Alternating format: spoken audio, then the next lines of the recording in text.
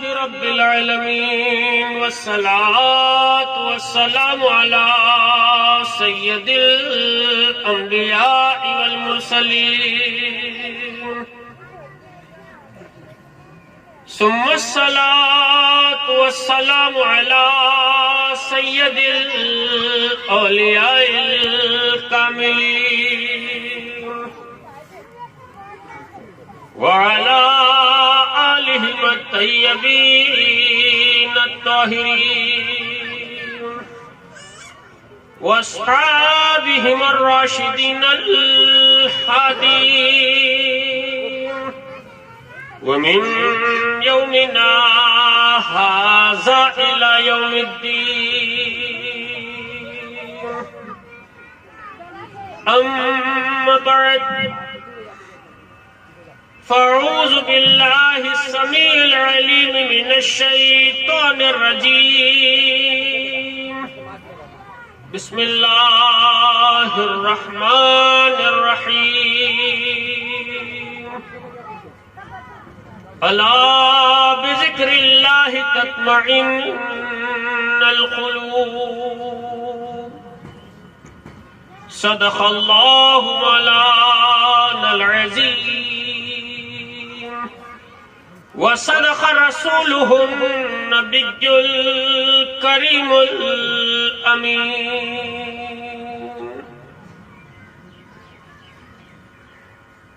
تمام تعریف اس پروردگار عالم کے لیے سزاوار ہے جس کی ذات واحد لا شریک ہے، جس کی ذات خالق کائنات ہے، جس کی ذات قادر مطلق ہے اور جس کی ذات ہادی برحق ہے.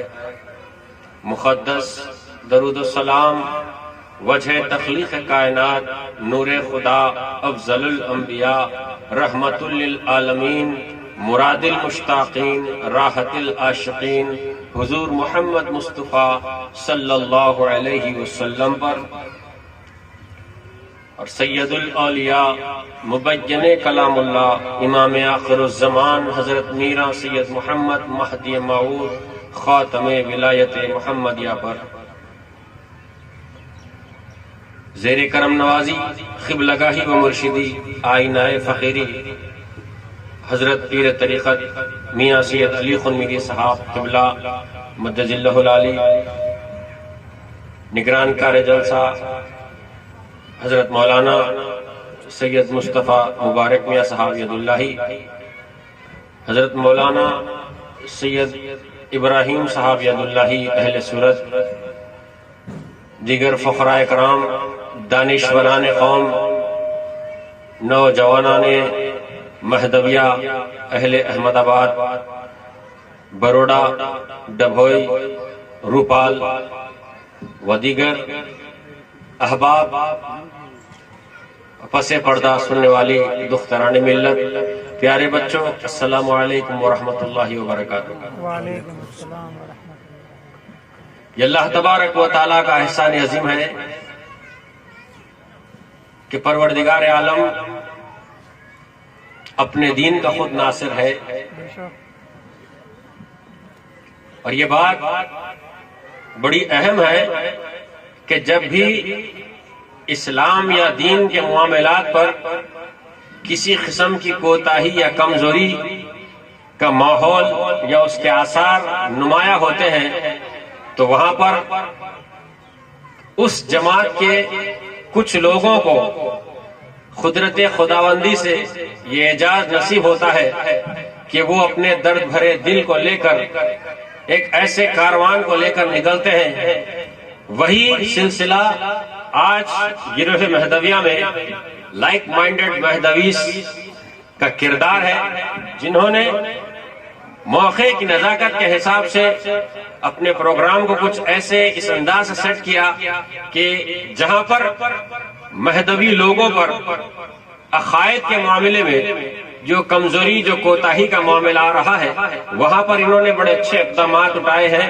جیسا کہ ابھی آپ نے سنا، بیڑ کا ماحول کچھ ایسا ہی بگڑا ہے، پرانڈے کا ماحول کچھ ایسا ہی ہے، اور ویسے ہی آج جس غرض سے یہ محفل سجائی گئی ہے، اور خاص طور سے اس محفل کو سجانے میں LMM گروپ کے جو ایگزیکٹو ممبرز ہیں، جس میں قابل ذکر محترم سید نجی اللہ صاحب خنمیری ہے، اور ہمارے اقبال بھائی ہیں، اور ہمارے محمود بھائی سید ہیں اہل پالنپور، یہ تمام لوگوں کی جستجو اور کاوش کچھ ایسی ہے کہ آج ہم اس محفل کا انعقاد کر رہے ہیں۔ الحمدللہ یہ اعزاز ان کو بھی ملا اور ہم سب کو بھی ملا کہ آج ہم اس مبارک محفل میں شریک ہوئے ہیں، اور اس محفل کو میلاد مہدی موعود کی محفل کے نام سے یاد کیا گیا ہے۔ معلوم ہونا یہ چاہیے کہ آج جس ہستی کی میلاد کا ہم جشن منا رہے ہیں وہ کون ہے؟ برادران محترم، سب سے پہلے ہم کو اپنی خبر ہی نہیں ہے۔ آج پریشانی یہ ہے کہ ہم یہ سمجھتے ہیں کہ مسلمانوں کے 73 فرقے ہیں، اس میں سے ہمارا ایک فرقہ ہے۔ یہ افسوس صد افسوس کی بات ہے، کیونکہ ہم اپنے آپ کو بالکل نارمل سوچ اور فکر کے حساب سے لے کر چل رہے ہیں۔ ہم کو اس بات کا احساس ہی نہیں ہے کہ ہم کون ہیں۔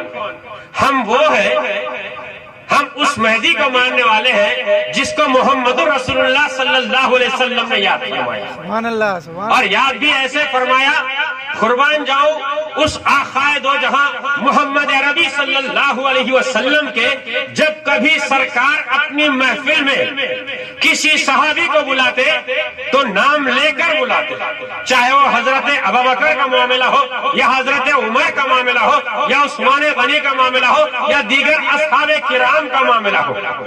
اب غور کرنے والی بات یہ ہے، جب کبھی اس ہستی مقدس کا نام آتا، وہاں پر سرکار دو عالم صلی اللہ علیہ وسلم نے اپنے آپ سے جس کو نسبت دی ہے وہ امام مہدی آخر الزمان ہے۔ سبحان اللہ، 360 سے زیادہ احادیث میں امام مہدی کو اس انداز سے میرے آقا نے یاد فرمایا، سب کو نام سے بلایا۔ جب مہدی کو بلاتے تو آپ نے فرمایا المہدی منی یقوسری ولا یقتی۔ سبحان اللہ، سبحان اللہ۔ عربی کا ایک اپنا اصول ہے، ہر زبان کا ایک اپنا ایک طریقہ اور سلیقہ ہوتا ہے۔ عربی کا ایک گرامر ہے، جس نام سے پہلے الف لام لگ جائے اس نام کو خصوصیت پکڑتی جاتی ہے، ایک نارمل فارمیٹ ہے۔ مگر یہاں پر نام کون لے رہے ہیں، خصوصیت کون دے رہے ہیں، یہ بات کا پہلو ہے۔ ہر کوئی اپنے انداز سے خصوصیت دیتا ہے، مگر یہاں پر خدا کی مراد محمد مصطفیٰ صلی اللہ علیہ وسلم مہدی کو یاد فرما رہے ہیں۔ مہدی کے لیے بڑا اعزاز۔ سبحان اللہ۔ پھر دوسری بات یہ کہ رحمت للعالمین، جس کے لیے ساری کائنات کو بنایا گیا، جس کے طفیل ساری کائنات بنی، وہ آقائے دو جہاں نے محمد عربی صلی اللہ علیہ وسلم نے مہدی کو کس انداز سے یاد فرمایا؟ آپ نے خصوصیت دی اور کہا المہدی۔ صرف مہدی نہیں کہا بلکہ المہدی کہا، خصوصیت دی۔ آپ کو معلوم تو یہ ہو کہ آپ کس مہدی سے جڑے ہیں اور کس مہدی کی محفل سجائی جا رہی ہے، اس بات کا تو ہمیں احساس ہی نہیں ہے۔ ہم سب کے ساتھ اپنے آپ کو ملائے ہوئے ہیں۔ غور کرنے والی بات یہ ہے کہ ہم کو یہ اعزاز ملا ہے، یہ اللہ تبارک و تعالی رسول پاک صلی اللہ علیہ وسلم کی طرف سے ہم کو یہ اعزاز نصیب ہوا کہ ہمارا شمار خاص لوگوں میں، 73 فرقوں میں ہمارا شمار نہیں ہے۔ ہم اللہ کے رسول محمد عربی صلی اللہ علیہ وسلم نے جب صحابہ کرام کے درمیان مسلمانوں کے فرقوں کے متعلق جب بات فرمائی تو آپ نے فرمایا کہ بنی اسرائیل کے 72 فرقے ہوئے تھے اور میری امت کے 73 فرقے ہوں گے، اور اس میں ایک ملت ایسی ہوگی جو خدا کو پسند ہے اور خدا ان سے محبت کرے گا۔ سبحان اللہ، سبحان اللہ۔ تو ہم ملت مہدویہ کے افراد ہیں، ہمیں یہ سعادت مندی ملی ہے، یہ ہماری خوش قسمتی ہے۔ سب سے پہلے اس بات کا احساس اپنے اندر اجاگر کرنے کی ضرورت ہے۔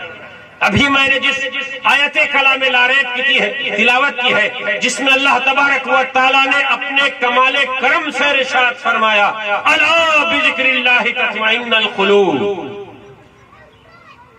جب کبھی قرآن میں کسی آیت سے پہلے اللہ کا لفظ آتا ہے تو اس لفظ کا اشارہ یہ ہوتا ہے خبرداری کے لیے ہوتا ہے، آگاہی کے لیے ہوتا ہے، یعنی آگاہ ہو جاؤ، خبردار ہو جاؤ۔ الا بذکر اللہ تطمئن القلوب، خبردار رہنا، اللہ کے ذکر سے دلوں کو راحت اور تسکین ملتی ہے۔ اب سوال یہ ہے کہ کیا ہمارے دل سکون اور اطمینان میں ہے؟ تو دل خود جواب دے گا کہ میں بہت بے چین اور بے قرار ہوں، سکون تو مجھ سے کوسوں دور ہے۔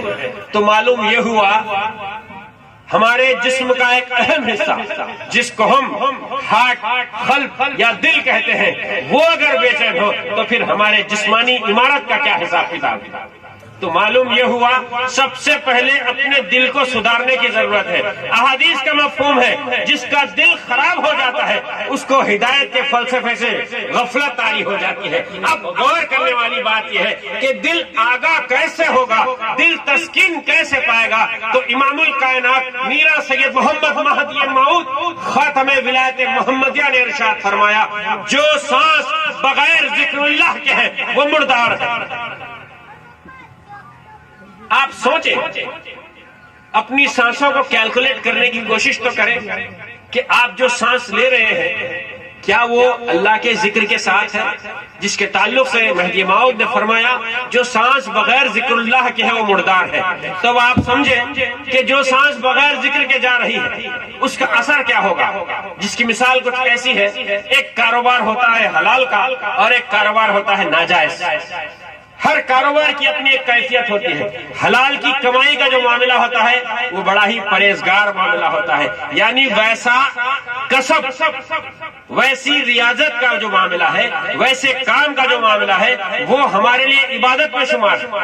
یعنی اگر آپ حلال کام کریں گے، حلال نوکری کریں گے تو وہ بھی عبادت میں شمار۔ اگر آپ حرام کام کریں گے، حرام نوکری کریں گے یا حرام آمدنی سے اپنی زندگی کا گزر بسر کریں گے تو ہوگا کیا؟ جو کھائیں گے ویسے ہی اثرات نمودار ہوں گے۔ تو وہی کیفیت ہمارے دل کی ہے۔ اگر ہم دل کیا چاہتا ہے؟ دل یہ چاہتا ہے، دل کے متعلق حدیثوں میں اس بات کا ذکر ہے کہ دل خانہ خدا ہے، دل اللہ کا گھر ہے۔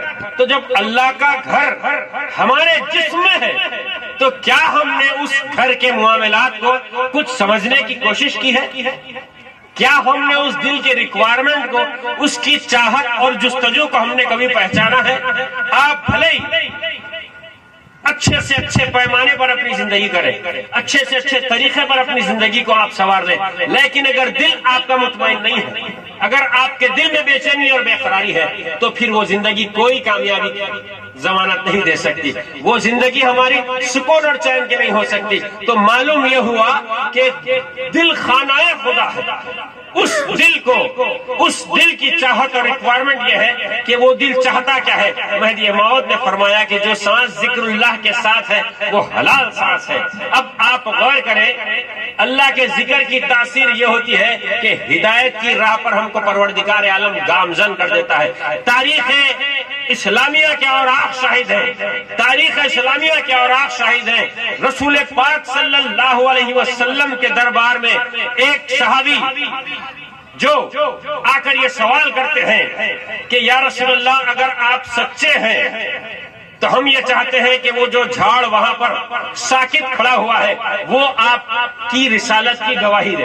اب آپ غور کریں، ایک سائل، سوال کرنے والا آ کر حضور کی بارگاہ میں سوال کر رہا ہے، وہ سوال یہ نہیں کر رہا ہے کہ مجھے اسلام کے بارے میں کچھ بتائیں، آپ کلمے کی تشریح کریں یا دیگر معلومات کریں، وہ یہ کہتا ہے کہ یا رسول اللہ اگر آپ سچے ہیں تو وہ جو جھاڑ جو ساکت کھڑا ہوا ہے وہ آپ کی رسالت کی گواہی دے۔ اب شان رسالت کا نظارہ دیکھیں، محمد الرسول اللہ صلی اللہ علیہ وسلم کی جو نورانی کیفیت ہے وہ اشکار اس انداز سے ہو رہی ہے کہ آقا دو جہاں نے از خود فرمایا کہ اے فلاں شخص جانا اور اس جھاڑ سے کہنا کہ محمد الرسول اللہ تجھے طلب فرما رہے ہیں۔ یعنی جو اللہ کی طرف سے نمائندے ہوتے ہیں، جو اللہ کے خلیفے ہوتے ہیں، ان کی شان کا عالم یہ ہوتا ہے ہر وہ چیز ان کے حکم کی تعمیل ہو جاتی ہے۔ بے شک بے شک تو جب وہ سائل جا کر اس جھاڑ سے کہتا ہے، اب آپ غور کریں، ایک انسان جا کر ایک جھاڑ کو کہہ رہا ہے کہ اے درخت، اے جھاڑ، تجھے محمد رسول اللہ طلب فرما رہے ہیں۔ آپ غور کریں، اس حدیث کے پس منظر کی کیفیت کو آپ اپنے دل کی گہرائیوں سے سمجھنے کی کوشش کریں۔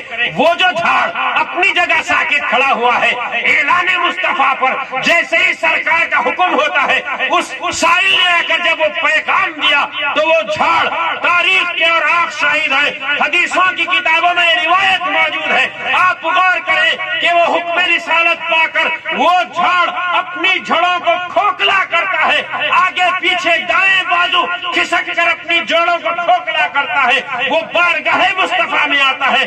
خدا کی قسم غور کریں، وہ جھاڑ اپنی جڑوں کو کھوکھلا کر کر دربار مصطفیٰ میں آتا ہے، آ کر یہ نہیں کہتا کہ یا رسول اللہ آپ نے کیا فرمایا، بلکہ وہ جھاڑ انسانوں کو جو اللہ تبارک و تعالیٰ نے پیدا فرمایا، وہ انسان جس کو اشرف ہونے کا اعزاز نصیب ہوا ہے، وہ جھاڑ آ کر یہ سبق دیتا ہے کہ اے انسانوں، تم جب بھی بارگاہ مصطفیٰ میں پہنچو یا سرکار دو عالم کا ذکر کرو تو سب سے پہلے سرکار کی بارگاہ میں سلام عرض کرو۔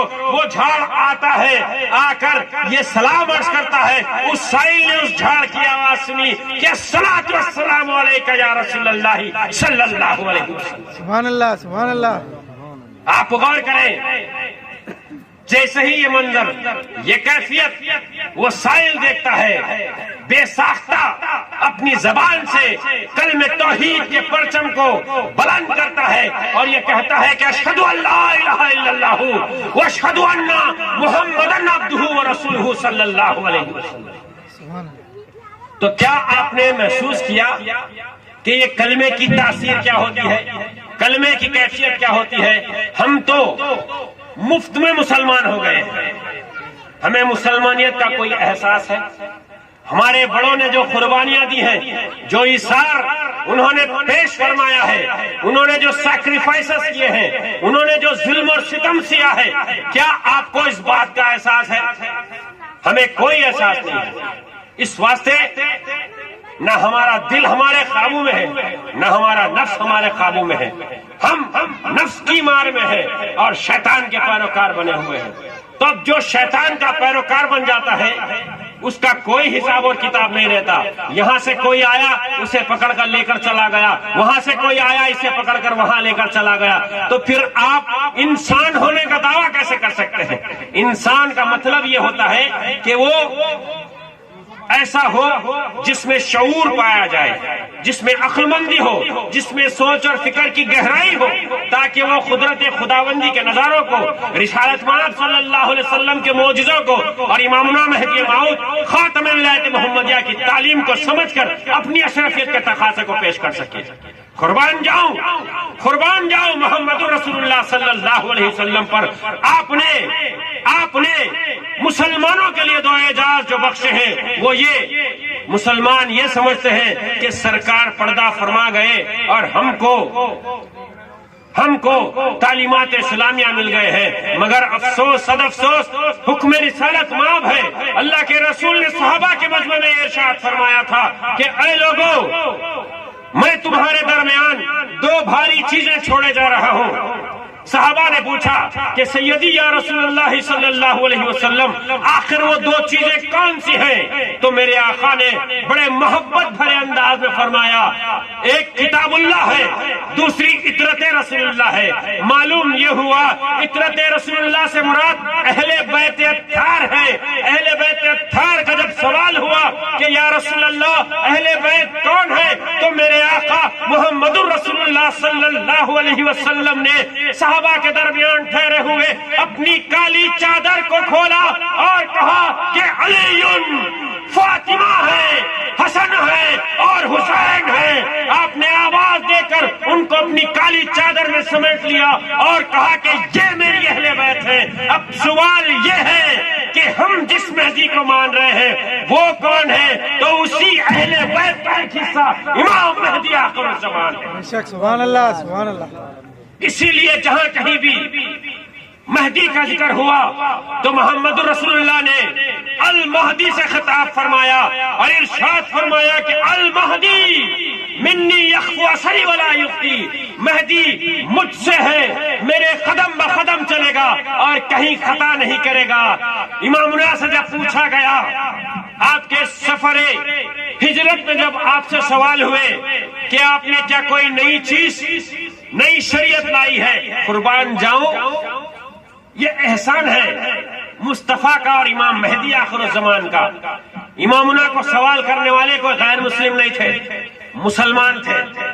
امامنا کے طریقے کو دیکھ کر کئی ایک اس وقت کے مشائخوں نے آپ کے دست شفقت پر بیعت فرمایا، جس میں قابل ذکر مجور گاؤں میں آج جو ہستی مدفون ہے، جس کو صحابی مہدی موعود حضرت شاہ عبد المجید نور نوش کے نام سے یاد کیا گیا ہے، وہ ایسی مقدس ہستی اپنے وقت کے مشائخ تھے، اپنے وقت کے مشائخ تھے، ہزارہ لوگ ان کے مرید اور معتقد تھے۔ اس کے باوجود بھی جب مہدی موعود سے ملاقات ہو رہی ہے، ارے مہدی کی ملاقات اور ان کی صحبت کا اثر دیکھو، جو کلمہ گو تھے، جنہوں نے نمازیں قائم کر چکی تھی، جنہوں نے روزے رکھے تھے، جنہوں نے لوگوں کی رہنمائی کی تھی، اس کے باوجود بھی ان کے دلوں کو قرار نہیں تھا، جب مہدی سے ملے تو قرار ہوا۔ سبحان اللہ۔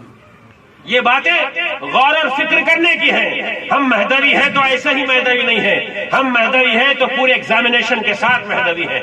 ہم نے بہت سارے امتحانات دیے ہیں۔ کیا آپ کو اس بات کی خبر نہیں ہے یہ سرزمین گجرات جہاں پر مہدی موعود خاص طور سے احمد آباد میں آپ نے 6 مہینے تاج کا سالار کی مسجد میں مسلسل قیام فرمایا تھا، اور یہیں پر شاہ نظام سے آپ کی ملاقات ہوئی تھی، اور یہیں سے شاہ نظام کو وحدت آشام کے جام سے منور فرما دیا گیا تھا۔ آپ غور کریں کہ وہ سرزمین گجرات ہے جس کے تعلق سے مہدی موعود نے فرمایا کہ عشق جونپور سے اٹھا اور گجرات میں برسا۔ کیا خوش قسمت ہے، کیا مبارکبادی ہے آپ تمام اہلیان گجرات کی کہ آپ پر مہدی موعود کا یہ کرم بالائے کرم ہوا کہ آپ نے فرمایا کہ عشق کیا ہوتا ہے، عشق کیا ہوتا ہے۔ وفاداری سمجھ میں آئے تو دیوانگی سمجھ میں آتی ہے، دیوانگی کے تقاضے پورے ہو تو محبت کا معاملہ شروع ہوتا ہے، محبت کا معاملہ مکمل ہو تو اس کی منزل فراہم ہوتی ہے۔ وہ درجے کی بات، وہ معیار کی بات مہدی موعود فرما رہے ہیں کہ عشق جونپور سے اٹھا گجرات پر برسا۔ کیا خوش قسمت ہیں آپ لوگ کہ مہدی موعود نے 550 سال پہلے فرما دیا کہ عشق گجرات پر برسا، تو کہاں ہے وہ دیوانگی، کہاں ہے وہ محبتیں، کہاں ہے وہ عشق کے تقاضے، کیوں نہیں دکھائی دے رہے ہیں؟ اس واسطے کہ ہم نے اللہ کی یاد کو دلوں سے غافل کر دیا ہے،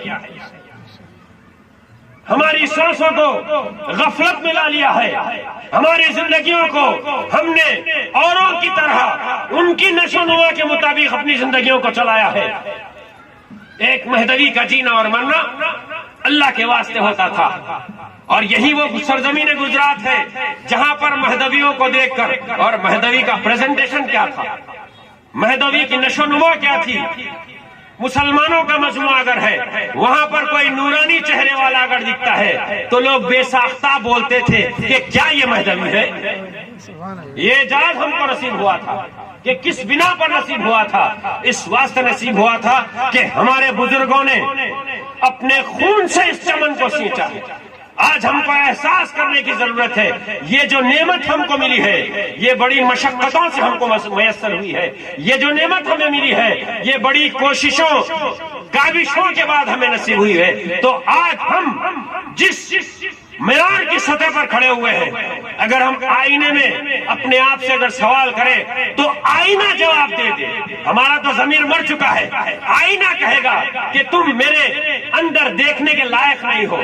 کیوں کہ آج ہم نے اپنی خصوصیتوں کو کھو دیا ہے, اپنی حقیقتوں کو پامال کر دیا ہے. اس کی اہم وجہ یہ ہے کہ آج ہم نے شریعت مصطفی کا دامن چھوڑا, تعلیمات امامنا کو چھوڑا اور اپنی زندگی کو لوگ اغیار کے طریقے پر گامزن کیا ہوا ہے.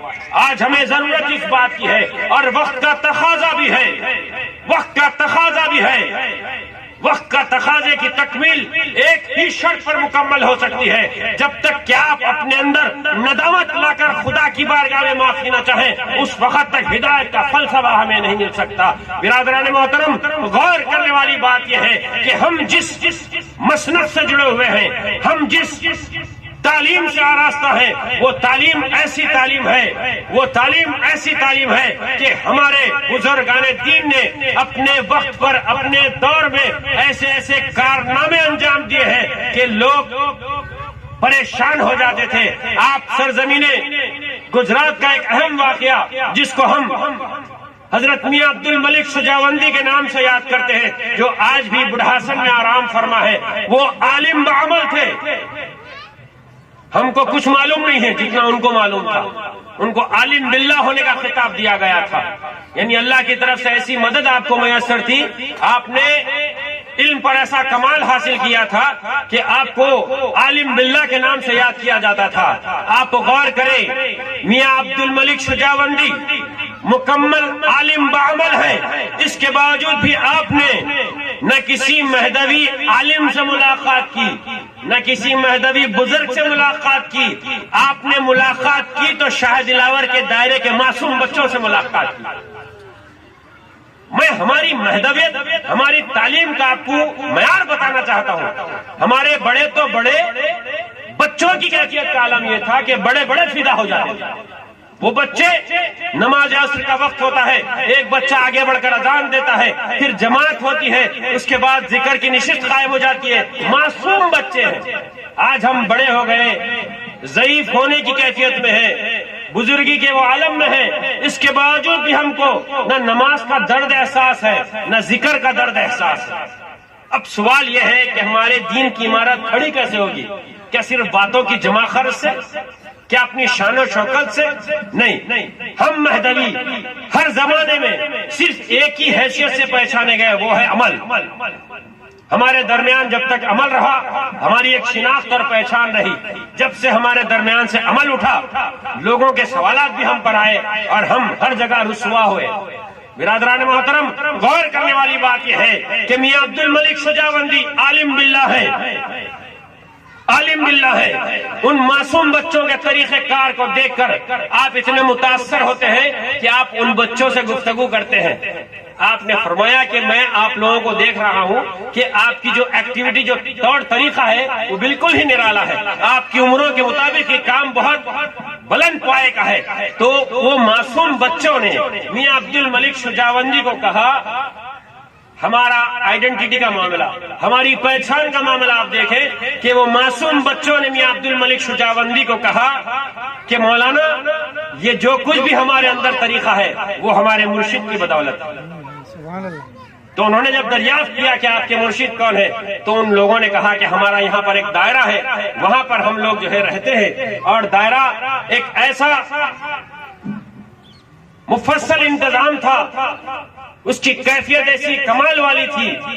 آپ غور کریں کہ حضرت ملک عبد الملک سجاوندی عالم باللہ جب آ کر شاہ دلاور سے ملاقات کرتے ہیں, اور یہاں پر حضرت شاہ دلاور جو تھے وہ کوئی اپنے وقت کے عالم نہیں تھے, وہ ایک سیدھے سادے اللہ کے بندے تھے جس کو ہم فقیر کے نام سے یاد کرتے ہیں.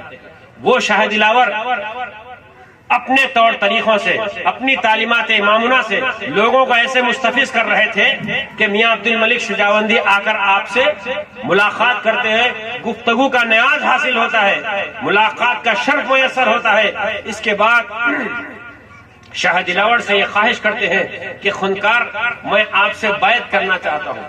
اب آپ دیکھیں کہ حضرت شاہ دلاور اپنے اندر ایک مائناز شخصیت، اس کے باوجود بھی جب میاں عبد الملک شجاوندی نے آپ سے مرید ہونے کی بات کی تو حضرت شاہ دلاور نے اپنی انکساری کا جو مظاہرہ فرمایا.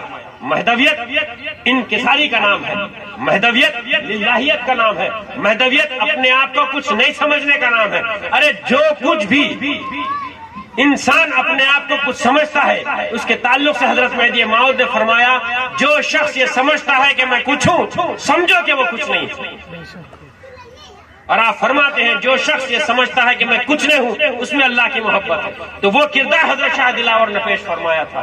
میاں عبد الملک شجاوندی کے اس سوال پر آپ نے کہا کہ بھائی عبد الملک، بندہ تمہارے خل کو کل کہتا ہے، یعنی قرآن کا جو تلفظ ہے خل ہو اللہ احد، اور حضرت شاہ دلاور خل کو کل پڑھتے تھے.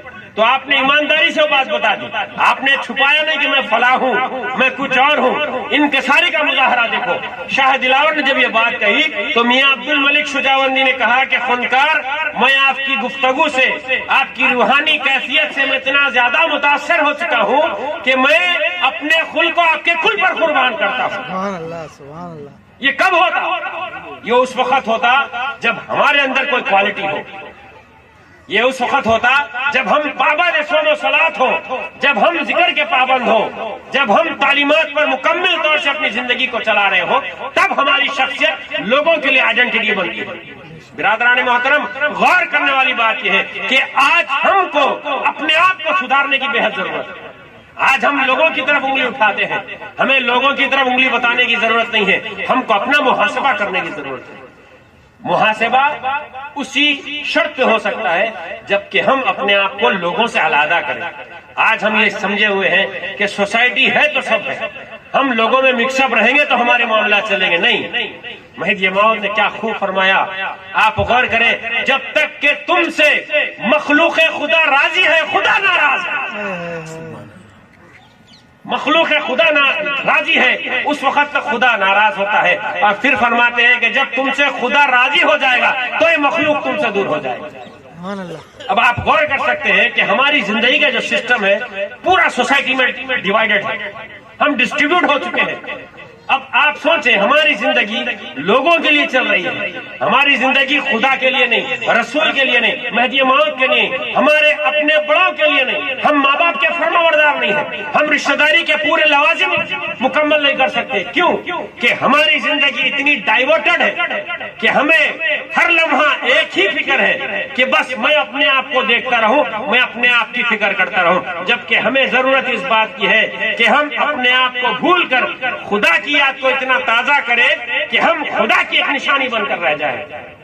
آپ غور کرنے والی بات یہ ہے، ہم کو آج اس محفل سے یہ درس اور یہ سبق لے کر اٹھنا ہے کہ اگر ہم مہدوی ہیں تو ہم پریکٹیکل مہدوی ہیں، ہم صرف باتوں کے مہدوی نہیں ہیں. آج ہمیں ضرورت ہے کہ اپنے تعلقات، اپنی سوسائٹی کے معاملات کو کچھ اس انداز سے ڈیولپ کرے کہ ہمارے درمیان دینی محفلیں ہونی چاہیے، ہمارے پاس دینی کیمپس ہونے چاہیے تاکہ ہم صبح و شام کے طور طریقے آپ کو بتا سکیں. آپ یہ 2 گھنٹے 4 گھنٹے کے جلسوں پر اکتفا نہ کریں بلکہ آپ کیمپس کریں.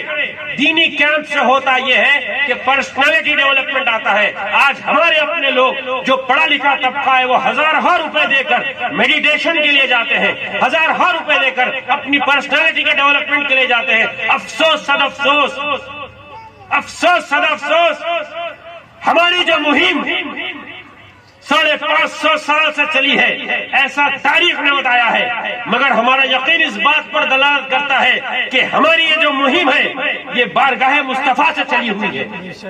1400 سال پرانی ہماری مہم ہے اور ہم نے اس طریقے کو چھوڑ کر اغیار کے طریقوں کو اپنایا ہے. آج اس واسطے ہماری زندگی اغیار کے لیے ہو گئی.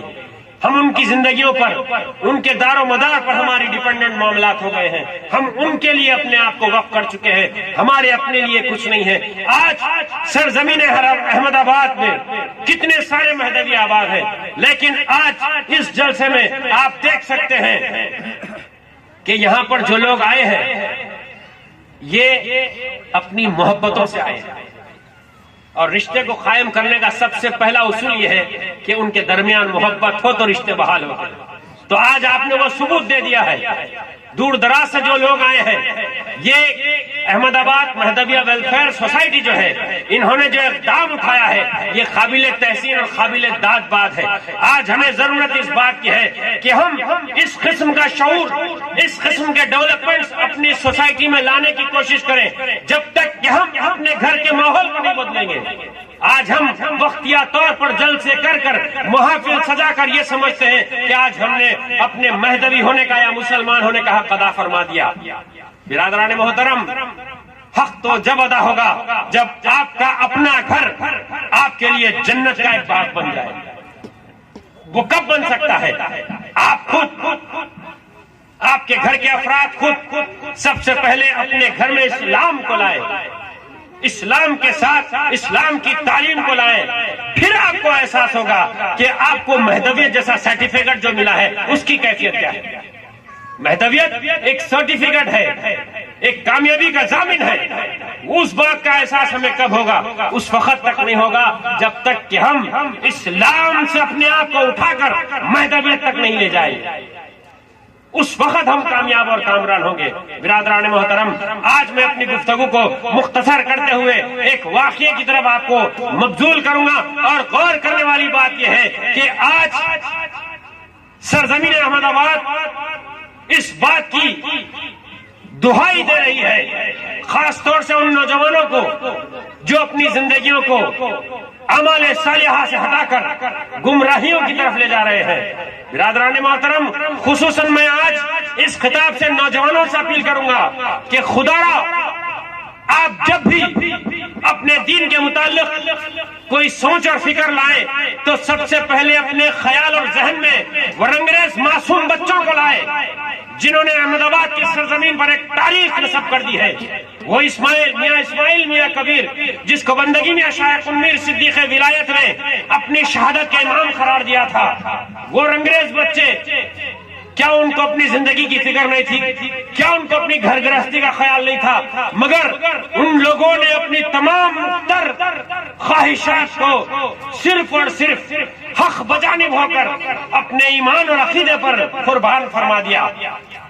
میاں اسماعیل میاں کبیر کا وہ جذبہ نوجوانوں کے لیے بہت کافی اور شافی ہے. تو خدا را میں آپ سے درخواست کرتا ہوں کہ آپ اپنی زندگیوں کو دین کی طرف لانے کی کوشش کریں، خصوصاً نمازوں کی پابندی کریں، اللہ کے ذکر کو اپنی سانسوں میں بسا لیں، قرآن کی تلاوت کم از کم ایک رکوع اپنے گھر پر یا اپنی مسجد یا اپنے جماعت خانے پر پڑھیں، تاکہ مہدی موعود نے فرمایا کہ جو شخص قرآن کا قاری ہوگا، یعنی قرآن کی تلاوت کرنے والا ہوگا، اس کے اور خدا کے درمیان نور کا پردہ آ جاتا ہے. اب آپ غور کریں، جس کے درمیان نور کا پردہ آ جائے، جس کے درمیان نور کا پردہ آ جائے، اس وقت اس بندہ خدا کی کیفیت کیا ہوگی؟ پھر موعود نے فرمایا، مہدی آخر الزمان نے فرمایا کہ اگر تم چاہتے ہو کہ اپنے درمیان اور خدا کے درمیان اس نور کے پردے کو ہٹانا چاہتے ہو تو کثرت سے خدا کی یاد کرو. سبحان اللہ، سبحان اللہ. جب تک کہ ہم خدا کی یاد کو اپنے دل میں نہیں بسائیں گے، اس وقت تک ہم کو نہ اذان پر نماز کا خیال پیدا ہوگا، نہ نماز کے سلام پر قرآن کی تلاوت کا خیال ہوگا، نہ قرآن کی تلاوت کے بعد ذکر کا خیال ہوگا. یہ تمام چیزیں ایک دوسرے سے جڑی ہوئی ہیں. ہم سمجھتے ہیں کہ ہم نے نماز پڑھ لی، ہم نے وضو کر لیا. برادران محترم، سب سے پہلے ہم کو اس بات کا احساس ہونا چاہیے کہ ہم کیا کر رہے ہیں، کس لیے کر رہے ہیں. یہ چیزیں ہمارے دماغ سے اوجھل ہیں.